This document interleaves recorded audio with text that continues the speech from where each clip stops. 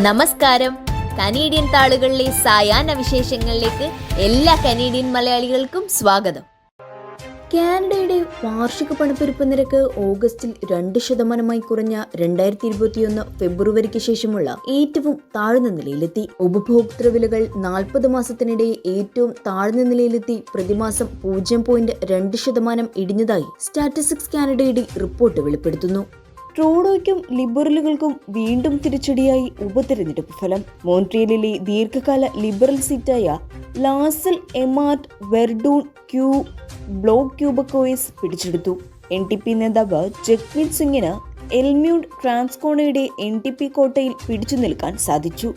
2024 Booker പ്രൈസിന് short list ചെയ്ത 6 എഴുത്തുകാരിൽ Canadian എഴുത്തുകാരി ആൻ മൈക്കിൾസും ഷോർട്ട് ലിസ്റ്റ് ചെയ്ത 6 എഴുത്തുകാരിൽ 5 പേരും സ്ത്രീകളാണ്.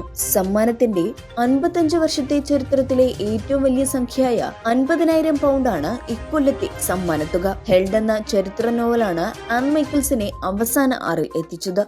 തോൽവിയിൽ മുഖം നഷ്ടപ്പെട്ട് ട്രൂഡോ ഇനിയൊരു അംഗത്തിന് ബാല്യമില്ലാത്ത വിധം താനും ലിബറലുകളും തകർന്നെടിഞ്ഞു പോയിട്ടില്ല എങ്കിലും പരാജയത്തെ പരാജയമായി അംഗീകരിക്കുന്നുവെന്ന് ജസ്റ്റിൻ ട്രൂഡോ മാധ്യമങ്ങളെ അറിയിച്ചു. തുടരെ നഷ്ടപ്പെടുന്ന ജനപ്രീതിയിൽ ആശങ്ക ഉണ്ടെന്നും മൂലകാരണങ്ങൾ മനസ്സിലാക്കി അടുത്ത തിരഞ്ഞെടുപ്പിനെ നേരിടാൻ സുസജ്ജരാക്കുകയാണ് തങ്ങളെന്ന് ജസ്റ്റിൻ ട്രൂഡോ അറിയിച്ചു.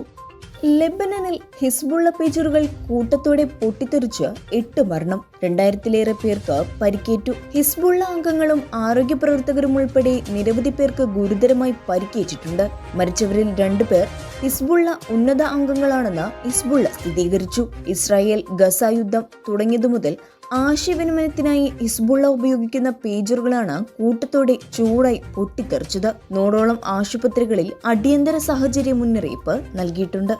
നടിയെ ആക്രമിച്ച കേസിൽ പൾസർ സുനിക്ക് സുപ്രീം കോടതി ജാമ്യം അനുവദിച്ചു. കർശന ഉപാധികളോടെയാണ് ജാമ്യം അനുവദിച്ചിരിക്കുന്നത്. ജാമ്യം അനുവദിച്ചതിനെ സംസ്ഥാന സർക്കാർ ശക്തമായി എതിർത്തു. പൾസർ സുനിക്ക് ജാമ്യം നൽകുന്നത് ഉചിതമല്ലെന്ന് കേരളം കോടതിയിൽ പറഞ്ഞു. കേസുമായി ബന്ധപ്പെട്ട് സ്വാഭാവികമായ നീതി നിഷേധമാണ് തനിക്ക് ലഭിക്കുന്നതെന്ന് പൾസർ സുനി കോടതിയിൽ പറഞ്ഞു.